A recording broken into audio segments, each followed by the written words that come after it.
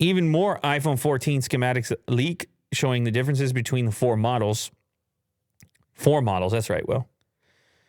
You probably realize that means you're missing that mini guy. That mini one's done. For real. What do you mean?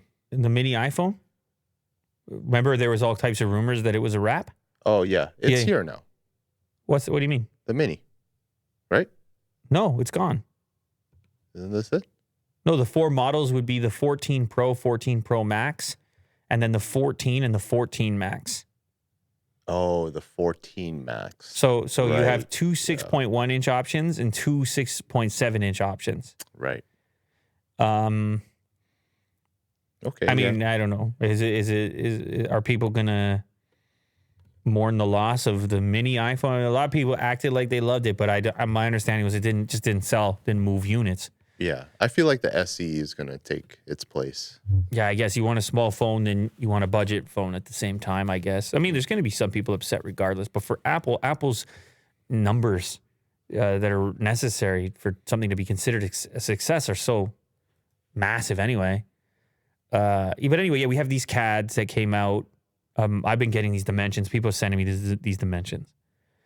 And I've been examining them as well. The height of the lens could increase 5 to 10%. 35% bigger than the previous sensor. Mm-hmm. So low light performance presumably gets better. And then, of course, the main thing is on the front of the screen, you have the pill and then the hole cut out instead of the notch on the last model. And then also you're shrinking the bezel. Mm-hmm. So bezel's a little bit fat right now, I guess, compared to some of the other competitors. And it gets a little bit more modern on the 14 model, which will be coming out shortly. Shout out DGen Chef again, ×2.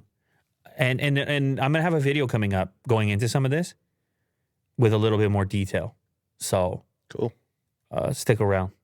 Check Unbox Therapy coming up shortly. Everything you need to know about this upcoming iPhone 14.